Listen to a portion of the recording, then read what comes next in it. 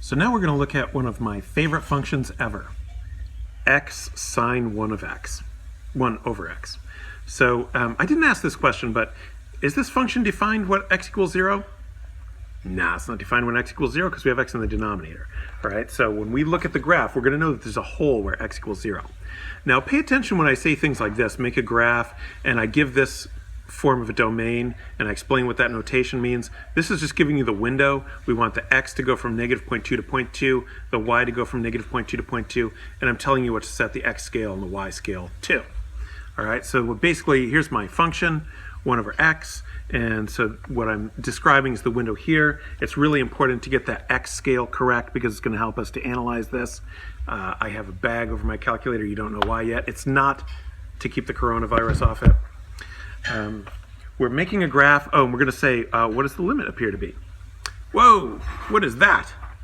All right, so first word is, it looks really jumbly in here in the middle, but it's actually not. This graph is perfectly smooth everywhere, and it sort of looks like that. We're going to look at it in a different graphing device in a minute. All right, now, this is asking, for epsilon equals 0.1, from the graph, what value of delta would seem to imply that if absolute value of x is less than delta, then absolute value of x minus 0 is less than epsilon. Oh, because, by the way, the limit appears to be 0.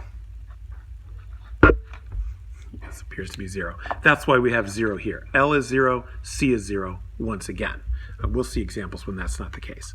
All right, we want to look at the graph to determine when the y values are within 0.1 of the limit. So here's why I have this plastic on here, because we're going to say, all right, so my y-axis is from 0 to 0.2, and since I used x scale and y scale of 0.1, that means this tick mark is actually 0.1.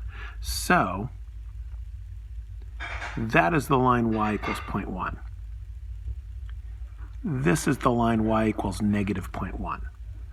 So the question is, what x value do I need so that all of the y values will fall within the epsilon band? This is my epsilon band here. Well, if I go too large with my delta band, I'm going to include this peak here. This little peak pops out of the epsilon band. So I need to exclude that from my delta band by putting my delta here and here.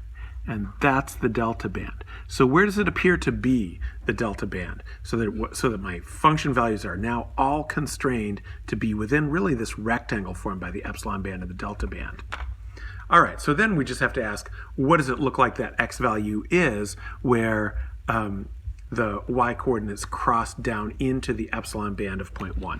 Well, one thing I could have done to begin with, instead of drawing on the TI does not do a good job of drawing x equals and y equals on the same screen. It can do x equals a constant, but not on the same screen with y equals a constant. But what I can do is put, let's put in 0.1 and negative 0.1, and just look what those, so there's my epsilon band.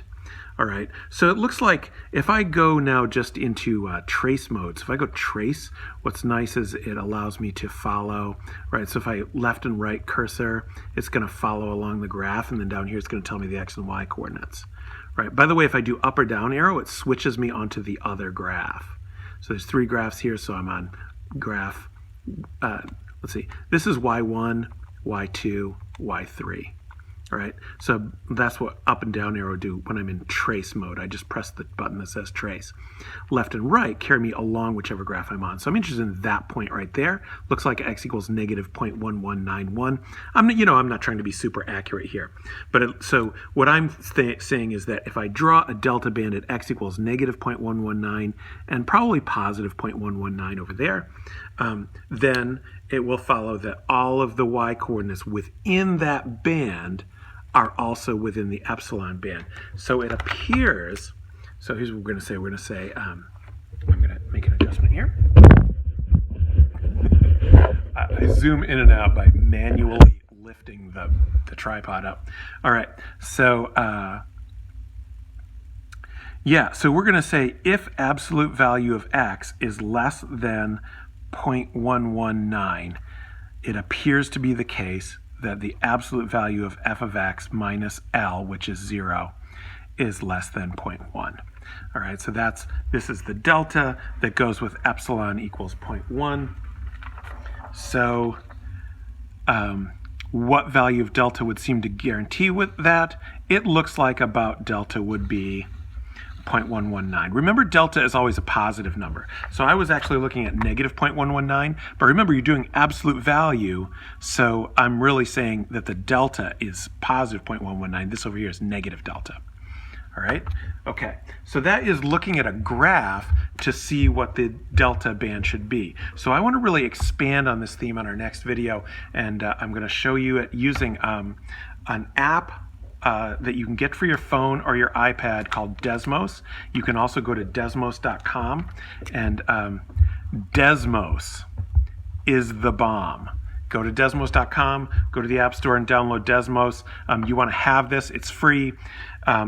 It's a much better graphing utility than any graphing calculator is. Unfortunately, we can't use it all the time because since it's a online app, you can't use it on the AP exam and you can't use it in-class tests. But it's a superb graphing tool, so I'm going to show you next in the next video more about this function, and you're going to see why it's my favorite function, and we'll look at more different epsilons and deltas on that function as we examine the fact that the limit as x approaches 0 of x sine of 1 over x is also equal to 0.